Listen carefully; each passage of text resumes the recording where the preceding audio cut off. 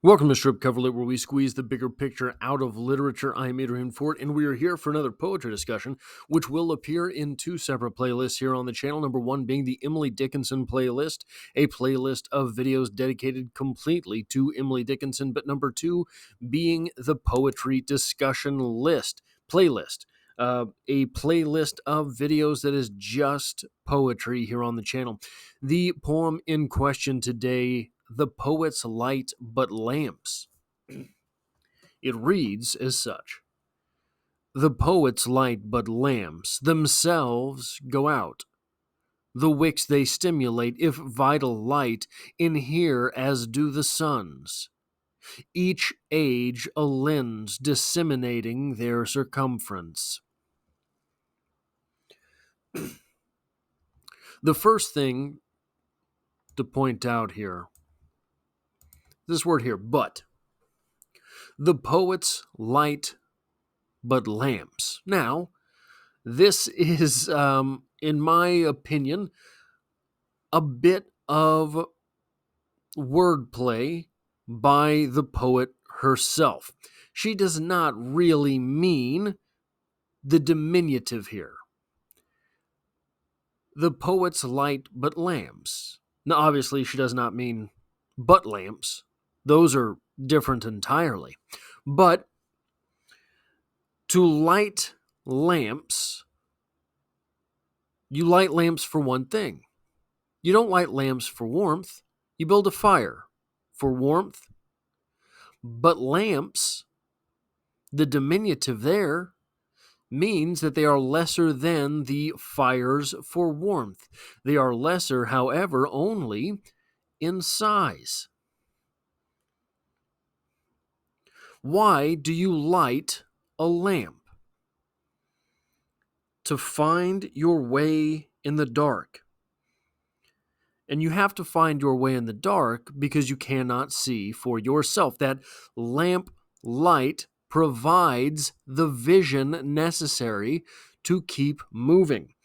What the poet is suggesting here is that when life gets to be too much, when there's something we don't understand, when there's something with which we need help, we need turn only to the poets. There will be some poem somewhere that has that bit of knowledge, that bit of wisdom, that bit of the human experience you need to get through whatever it is you're going through. But this being Emily Dickinson, she does not leave it there. The poet's light but lamps themselves go out. The poet themself is extinguished. The poet themself disappears, dies, goes away. Whatever the case may be, the poet themself is not always there. The poet herself will not be there with her poem, will not be there with her reader. The wicks they stimulate, the readers they stimulate, if vital light, if that poem did what it was supposed to do, if that poem did what it was meant to do. In here as do the suns, if that was vital light, it will light other fires. Each age a lens. This is an interesting line. It seems to suggest that Emily Dickinson had the foresight to know that not all poetry travels through time. This is an interesting observation from Emily Dickinson because she was living before the internet, right? All of the poetry that she did have would have survived through the times. Clearly, the foresight to understand that that's not how literature works, that some poets, some writers, some literature will sort of settle at the bottom while other still floats. Each age a lens disseminating their circumference. That light, which is spread not by the poet, but by the reader. By the time we get here, we are with the reader. That light which is spread by the reader in his or her age disseminates their circumference.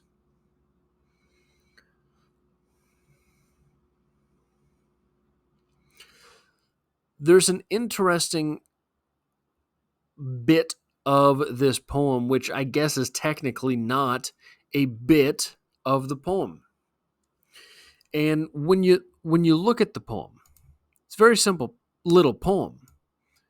This right here, it's easy to sort of zip by it. The poets light but lamps themselves go out, the wicks they stimulate, if vital light. And then we stop. We're mid-sentence. It's not the thought that stops, so what is it that stops? It is, in fact, the responsibility. The responsibility of the writer is in that first stanza there.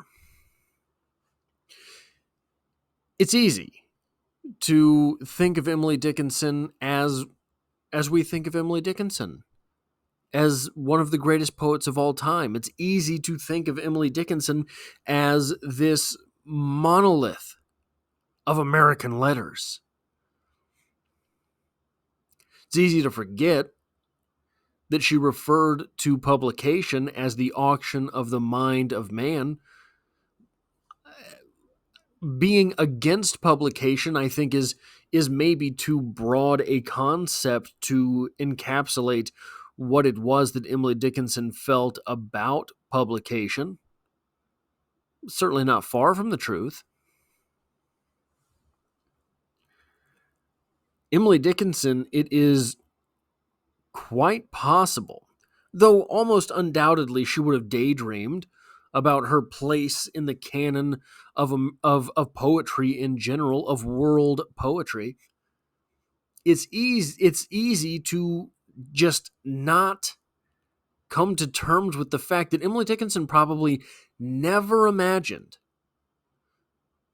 100 years after she died, 150 years after she died, 200 years after she died, people would be reading her poetry. She probably, in her lifetime, much more empathized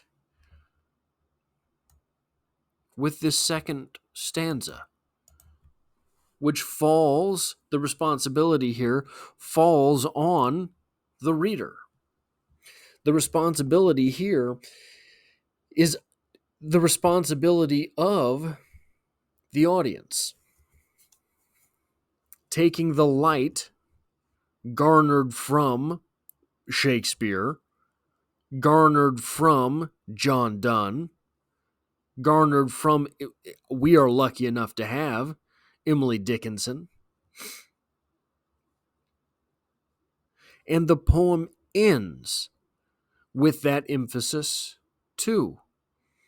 The poem ends with the responsibility of the audience, of the reader, not with the responsibility of the writer. The writer did what they could and then extinguished.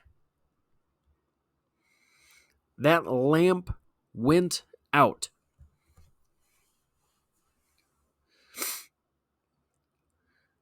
In his poems like this,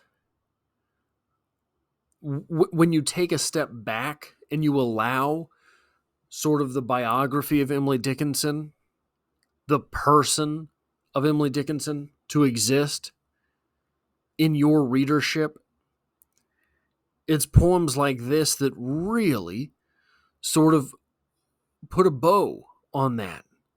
That really, instead of looking up at the great Emily Dickinson, she's sitting right beside us. She had her favorite poets too. She had poets that she thought, man, people will never give me the attention that they give them. That's all I have for this poetry discussion. If you like or appreciate what it is that I do on the channel, hitting the like button really does help me out, as it tells YouTube to share this video with other literature lovers. If you find yourself here by chance but not design, literature is the only thing I talk about on this channel, dropping poetry videos every Monday. But we're currently reading through all of Ernest Hemingway's short stories. We're going through Carrie by Stephen King. There's always Emily Dickinson to be had on the channel and the like. So, if you find yourself here by chance but not design, consider hitting that subscribe button to stick around for more literature. And as always, I hope to have you back for the next one.